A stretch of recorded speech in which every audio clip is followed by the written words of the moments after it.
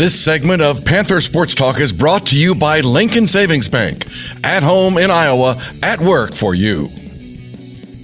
Welcome back to Panther Sports Talk. The UNI men's basketball team goes 1-1 this week, defeating South Dakota State at home to close out the non-conference portion of the schedule before falling on the road at Evansville to start MVC play. We're here with Coach Jacobson, and I know ideally you'd like to go 2-0, but let's rewind all the way back to last Sunday, and a decent South Dakota State team comes in here, and you had a nice balanced attack once again. Yeah, South Dakota State I think is a very good team, and them along with Denver, who we saw earlier in the year.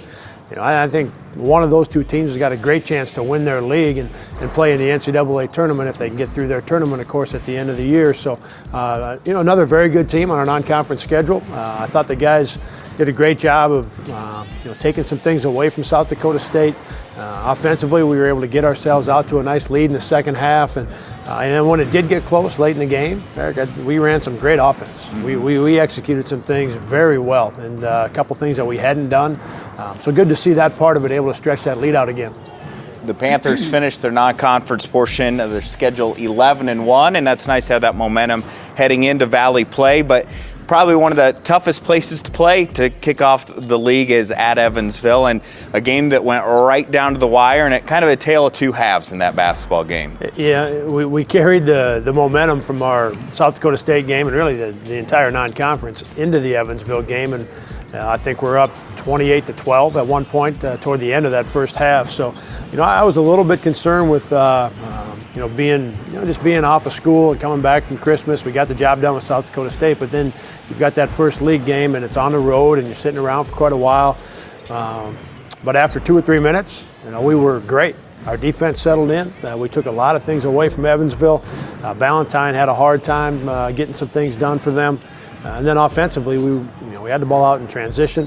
We made some plays, again, at the defensive end that allowed us to go out and get into the open floor and really played well. For 17, 18 minutes, we played great. When I went through the film, I didn't find really anything wrong with that first 17 or 18 minutes. And after having done that, there's some disappointment in not getting that taken care of. You're on the road against a very good Evansville team. They're older this year, and they've got some good players, extremely well coached. So it's going to be a hard game. But you give yourself a 16-point lead with just a couple minutes to go in that first half. Obviously you want to get that taken care of, and we didn't. So I know the guys were disappointed when that game ended. Been in a lot of close games this year, and it's nice to know the team has found a way to pull it out in multiple different ways.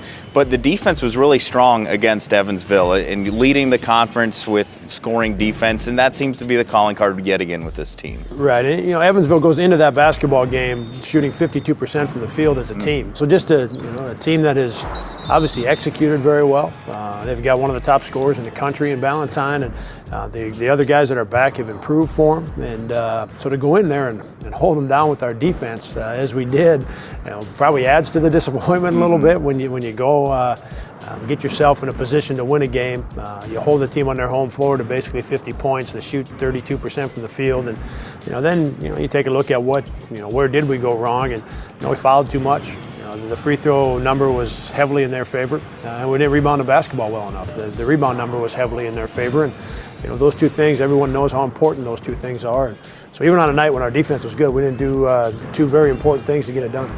Taping this prior to the Loyola home game, but you can catch the Panthers $5 tickets yet again. It's final time this season, $5 tickets against Southern Illinois, then on the road at Drake, another big week, and especially cranking it up a couple notches since we're in Valley play here. Yeah, and hopefully as you're watching this, we've got a victory over Loyola, and because of the time of the game, as I know your fans know, not able to get any of that action into this show, but hopefully there's a win that people are celebrating tonight over Loyola, and then we get one more at home, and looking for a big crowd. I think our athletic department, Steve Schofield, done a great job over the past 10 days, if you will, of getting some things done so we can get some more people in the building, and that's been very good. And then we get back on the road. Well, Coach, coming up later on in the show, we have a feature on Marvin Singleton. Just a real quick comment about what you like about having him, the senior, on the team. He's just done great. To have a guy who's had to wait his turn, and then see the improvement that he's made as a student in terms of putting in more time and getting everything done that he has. And he's having an impact. He did the blog as part of one of his classes where he was reaching out and doing some things that way. And that impacts so many more things than what he's doing on the basketball court. And I'm really happy for him with what's happening on the basketball floor because he's earned that. I'm really proud of him for what he's doing in the classroom, what he's doing off the floor for our program. Feature on Marvin Singleton coming up right after this.